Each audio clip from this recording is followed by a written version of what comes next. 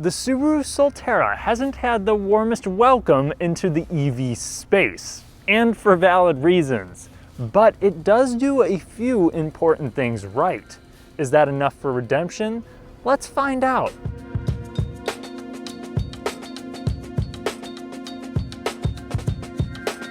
If you enjoy fun, detailed car content without fluff, subscribe and hit the bell for notifications. This is Subaru's first EV, and just like most other firstborns, it also serves as an experimental run. The elephant in the room is that this is based on the Toyota bZ4X, and very much so. If you're wondering the differences between the two, the main one that I can find is that the Toyota is priced about $1,000 cheaper when equipped similarly and is available with front-wheel drive. The Subaru does offer more trims though, and comes with standard all-wheel drive, and offers fog lights. But that's really all I can find without driving both of them back to back. The largest concern of mine is the price. It starts at $46,000 after destination, though it is still available with the federal tax incentive that should take you just a hair under 40 grand. But in order for this to be remotely of a good value, you really need to lean into that. At the base level, you will have LED projector headlamps.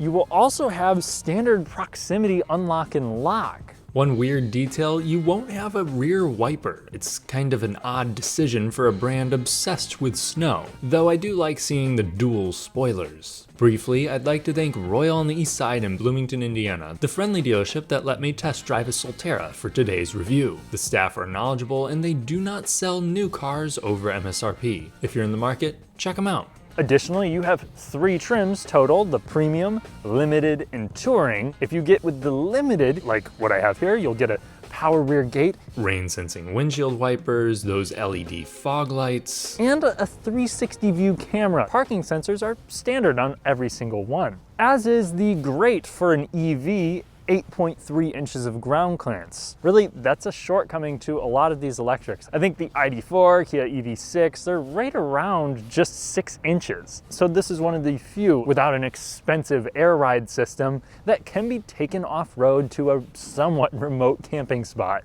Though its 17.7 degree approach angle isn't exactly ideal. At least around back, you're working with a shorter overhang. In black, this actually looks pretty good in my opinion. In fact, I think I would get it in this color. You get some of the most goofy body cladding that I've ever seen, but of course this is just my opinion. I could see how someone really likes the funky look, and I do also enjoy the kind of wide stance that it takes. It looks like someone took a RAV4 and just squeezed it. Let me know what you guys think in the comments section.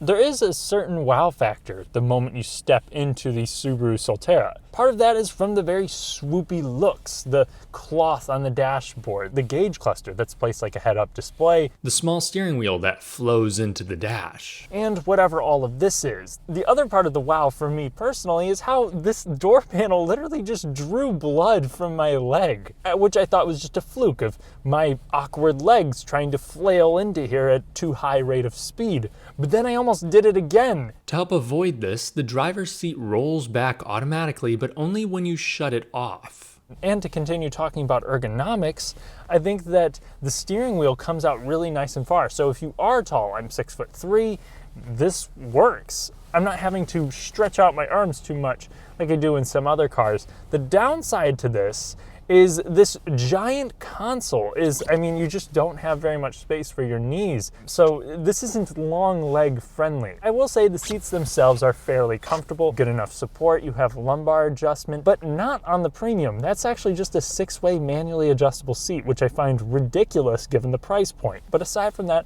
I think these seats are pretty agreeable. You have soft touch materials where your elbows rest, but if there's gonna be such tight knee room, I'd really like to see at least padding down here. Another thing that I think is funny is that Subaru labels this Subaru multimedia system, which this is just a copy and paste of Toyota's latest setup, which is actually a good thing because it's better than Subaru's. It has wireless Apple CarPlay and Android Auto as standard, decent response time, good resolution. But unfortunately, most HVAC controls are capacitive. And it's also missing a volume and tune dial, replaced by just volume buttons. And really, the whole thing does scream Toyota. Like, I'm seeing very little to no Subaru influence on the interior. It's even down to the weird shifter, this kind of thing you would find in like a Prius. The steering wheel too also does remind me a lot of what's in the new Prius. And really, that's not all a bad thing, though I do wish this retained more of the Subaru visibility I'm used to, especially since it's an electric car. You'd think that they would be able to package that better. It's really just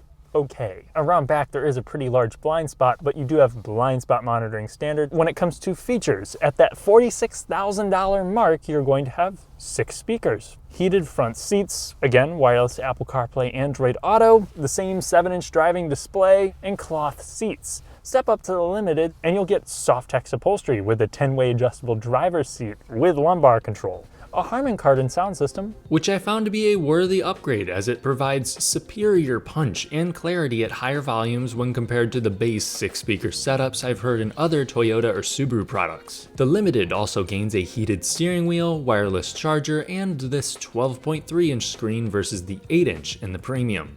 Jump to the Touring and you're going to get a panoramic sunroof, which I would like to also note, for the amount of money that this is, it really should at least have a sunroof. But the Touring also adds ventilated front seats to the mix.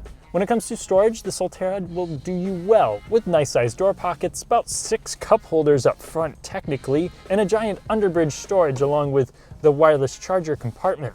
But it seems like Toyota's hired too many failed musicians because there are so many piano black plastics in this car that it drives me insane. Especially when it comes to the things that you're going to be touching all the time or laying things on top of. At least they had the sense to not put it on the steering wheel buttons or the buttons over here. With my seat in the front set to a comfortable yet not excessive position, I have more than enough space in the back seat. Good knee room, good headroom, though take note this one doesn't have the pano roof. And the seats are soft, but it's not all good because the floor feels a little high. So thigh support is underwhelming, but they do make up for this with a couple different things. 1, soft elbow rests. 2, standard rear vents and USB ports. And 3, heated back seats will come on the Limited trim. Plus, you can recline the seat just a little bit, and then you can really enjoy these hilariously small windows. While an Outback has more comfortable back seats, if you need an EV for family duty, the Solterra should be up to the task. The trunk of the Solterra is actually pretty good. I just have one major complaint, and that is, I suppose, headroom, but mainly just the sloping roof design makes it not all that tall. You also don't have any sort of rear releases for the second row seats, but when you fold them down, you have a very respectable space, and it's also wide and long. Subaru says it's about 73 inches from the rear to the front seats. Though take notice, the overall space here I would say is smaller than a Subaru Outback or Subaru Forester, and there is no frunk. We're well short of Tesla levels of packaging here, but let's see if it can stack up to a Musk-mobile on road. While the stats and performance aren't any more impressive in real life than they are on paper, I think that the Solterra does a great job at being a car. A lot of electric cars are really beating it over your face that they are not powered by internal combustion. How dare you even assume that? This honestly feels like a Prius twisted up its DNA with an Outback. Not because the interior feels like an Outback, but your seating position does. And it's also soft, comfortable, sure-footed, and has XT power. Now, the first thing I'd like to talk about is that this has a 73 kilowatt-hour battery. That means, well, not great range, 222 to 228 miles, which also isn't appalling by any means. Though take note, for the acceleration test coming up, I am at about 40% battery life. But if everything was going the Subaru's way, it would be making 215 horsepower and 249 pound-feet of torque. That is going to come from 2 identical permanent magnet motors, one in the front, one in the rear. With the battery all warmed up, let's give it a quick acceleration test. All right, we have it in power mode.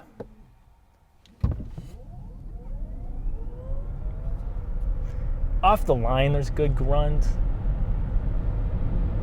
Definitely the least enthusiastic EV I've driven in a really long time. Still, without having to shift and with perfect traction, it manages 0 to 60 in 6.8 seconds, so a little bit quicker than a RAV4 hybrid, but certainly slower than an Outback with a turbo engine. And as you'd expect, the powertrain is very, very smooth. It's also very quiet. There's not really any sort of motor noise, 65 miles per hour. Road noise is kept down. Wind noise is still definitely present, but with the tax credit, if you're getting this mid-40s, I think this is good. And the power starts to taper off at the higher speeds, but I don't think passing or cruising on the interstate will ever be an issue here. There's just like no sensation of that kind of acceleration that you get with some other EVs. Even the ID.4 with the dual motors definitely felt more gut-wrenching. But for this type of EV buyer, I don't think the acceleration will be an issue. I think that the range paired up with the not super great charge times will become a larger nuisance. Subaru does say 80% in 56 minutes. That's with a 100 kilowatt charger. That puts it well behind the Kia, behind the VW, the Mustang Mach-E. It's just not that impressive. It certainly limits the type of person that's going to buy these. If you have a level 2 charger, Subaru says it should take 9 hours to charge at your home. Keep in mind, in the real world, you will rarely hit the peak numbers, and in the case of the Subaru, it does not hold a high rate for long at all.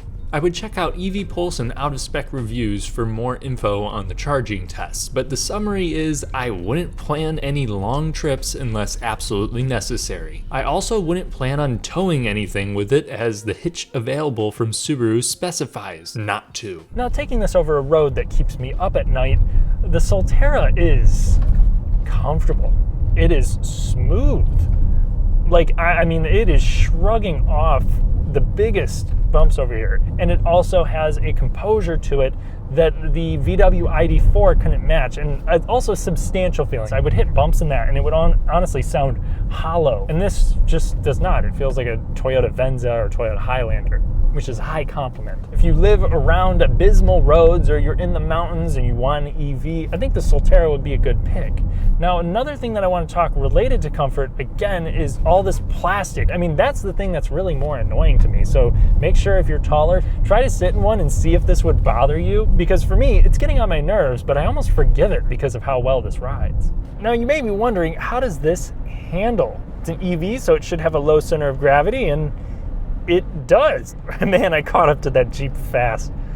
Since it takes more from Toyota here, I think the steering on center has an appropriate level of tightness. It avoids feeling darty or vague, and it has a nice medium weight to it. I think a lot of these kinds of vehicles tend to go over boosted, and that's not the case here. Combine that with precise steering that's numb but not completely devoid of life, and well-kept body roll for an SUV that feels surprisingly capable on some back roads. Now, one downside here is that the visibility isn't up to the standards of some other Toyotas. This does have regenerative braking that's actually functioned through the paddle shifters like some other EVs have done. If you're at higher speeds, it's not a one-pedal kind of experience, and really at low speeds it isn't either. I think the brakes themselves also do feel pretty good. There is a little stickiness to them that's kind of a characteristic of some EVs and hybrids, but definitely something that I think most people would be more than fine with. Additionally, after driving it some more, I do enjoy having the display, the gauge cluster, kind of placed right below the windshield. It does intrude a little bit there on my visibility, and depending on how you drive, you may have to lower the steering wheel a ton and raise your seat, but it's easy to read at a glance. Now, this is a Subaru. The big pro to this is that it does have some sort of off-road capability. Over 8 inches of ground clearance, standard all-wheel drive, standard X mode that includes a deep snow and mud. I would like to try it off-road, and I can't really say that about any of its competition because they're not really built for that. And it's not like this is going to remotely challenge any actual body-on-frame SUV or even an Outback Wilderness, but it does add a little bit of capability there so you can feel more confident if you are the type who wants an EV but also wants to go camping or do those kinds of things with it. And another pro to this, mainly because it's built with Toyota, and Toyota primarily did this, and Toyota has big experience here with electrified models, is reliability. Because think about it, your other choices are coming from VW, Kia, Hyundai, and Ford. Not like all of them are terrible brands, but all of them definitely make more mistakes when it comes to longevity of their products, without getting into any details, than Toyota. that's a huge pro, and I don't see very many people talking that much about it. And honestly, that's the biggest thing that makes this attractive to me, is because I actually trust Toyota and Subaru. But the wheels are gonna fall off. Yes, it's embarrassing that Subaru has now issued 2 recalls on hub bolt torque, but I can't find any reports of wheels actually falling off. I'll just stick with my 07 Corolla.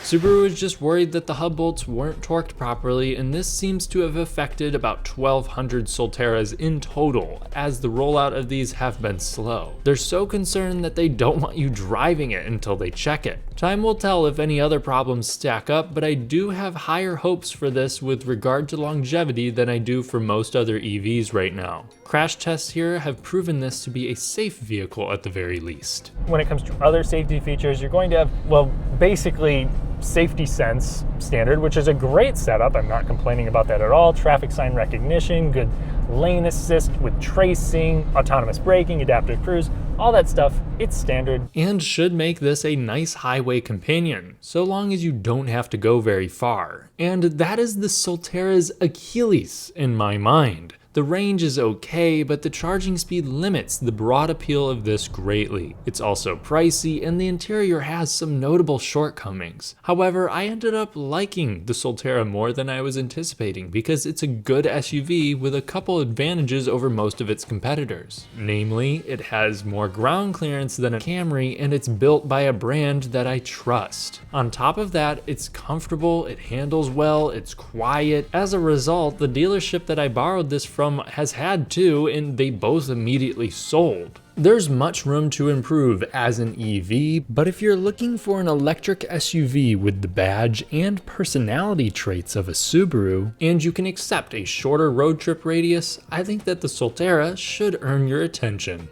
Thanks for watching. If you enjoyed the video, then leave a like to help me take on the YouTube algorithm. Subscribe and hit the bell for more, and follow me on Patreon for additional content. I'll catch you in the next one.